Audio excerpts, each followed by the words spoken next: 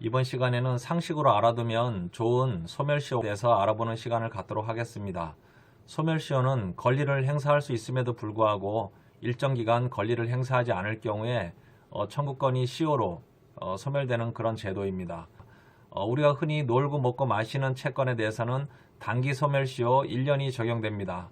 예를 들어서 여관이라든지 음식점에서 먹는 그런 음식값이라든지 아니면 숙박료라든지 아니면 어떤 동산이라든지 의복을 대여해서 빌린 금액에 대한 어떤 채권이라든지 또는 학생이나 어떤 그 수업자의 어떤 교육 채권, 과외비 채권이라든지 학원 채권, 학원료를 내지 않은 그런 어떤 채권은 1년의 소멸시효로 진행이 됩니다. 그 다음에 연예인이 기획사나 어떤 그 드라마를 촬영하고 나서 받는 그런 채권들은 1년의 단기 소멸시효가 진행이 돼서 1년이 지나면 청구할 수가 없습니다. 다음은 3년의 소멸시효에 걸리는 채권들입니다. 예를 들어서 수공업자라든지 생산자가 만든 물건의 물품대금 채권은 3년입니다. 그 다음에 근로자의 임금이라든지 퇴직금 채권도 3년에 걸리고 변호사라든지 법무사라든지 전문직으로부터 기존의 맡긴 문서를 반환받을 수 있는 그런 권리도 3년의 소멸시효에 걸리는 채권입니다. 다음은 5년의 채권 소멸시효입니다. 5년은 상인이 상행위로 인한 채권들입니다. 주로 은행에서 일반인에게 돈을 빌려준 대여금 채권은 소멸시효 중단 사유가 없는 한 5년의 채권의 소멸시효에 해당이 됩니다. 그러나 대부분의 은행은 이런 내용들을 알고 있기 때문에 소멸시효 중단을 위한 어떤 소송이라든지 청구라든지 가압류라든지 압류라든지 이런 걸 해서 소멸시효의 진행을 대부분 방지하고 있기 때문에 은행에 대해서 시효 채권의 소멸을 주장하는 것은 상당히 어려운 일입니다. 다음은 10년의 소멸시효에 걸리는 채권입니다. 일반 개인들 간에 어떤 빌려준 대여금 채권이라든지 우리가 소송을 해서 판결로 확정된 채권입니다.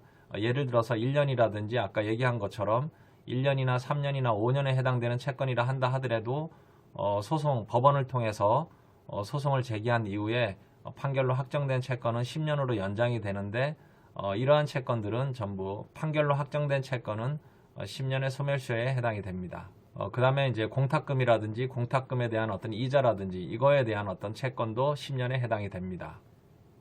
채권과 소유권 이외의 재산권에 대해서는 20년의 소멸시효가 진행이 되고 그 다음에 어음의 경우에 한어음의 경우에는 3년의 소멸시효에 해당이 됩니다. 한어음이라 하더라도 인수인에 대해서는 소멸시효가 3년이고 소지인의 배서인과 발행인에 대한 채권은 1년의 소멸시효에 해당이 됩니다. 소멸시효의 중단 사유로는 우리가 청구라든지 달라고 한다라든지 또는 채무자가 거기에 대해서 승인을 한다라든지 가압류라든지 압류라든지 이런 경우에는 소멸시효가 중단이 돼서 처음부터 다시 소멸시효가 진행이 됩니다.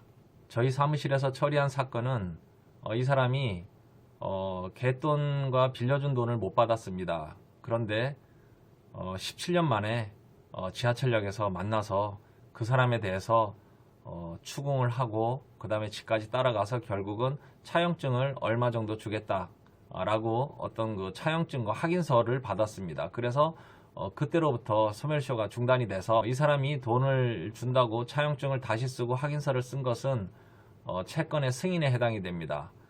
저희는 이미 채권 소멸시효가 완성된 그 채권을 가지고 채권의 승인부터 다시 소멸시효가 진행이 되는 거기 때문에 그것을 증거자료로 해서 판결을 받아서 상대방한테 어떤 그 청구를 했지만 재산이 없어서 결국은 상대방의 유체동산을 강제 집행한 사건도 있습니다. 일반 채권뿐만 아니라 세금도 국세기본법에 의해서 일정한 기간이 지나면 소멸시효로 소멸이 됩니다. 예를 들어서 5억 원 이하의 경우에는 5년이 지나면 소멸시효로 소멸돼 버리고 그 다음에 5억 원 이상의 어떤 세금 체납에 대한 금액은 10년이 지나면 소멸됩니다. 소멸시효의 기산점은 납부기한의 다음 날부터 진행이 됩니다.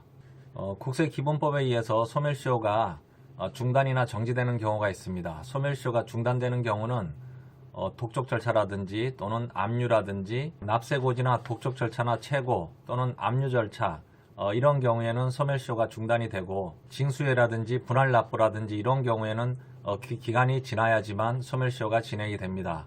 따라서 일반 채권 외에 세금도 일정한 기간이 지나면 소멸시효로 소멸됩니다. 우리가 소멸시효라는 것은 우리 민법에서 채권의 어떤 그 권리 위에 잠자는 자는 보호를 받지 못한다. 그래서 권리를 일정 기간 동안 행사하지 않으면 시효로 소멸된다는 그런 제도입니다. 이상 민법상의 소멸시효에 대해서 같이 알아보는 시간을 가졌습니다. 감사합니다.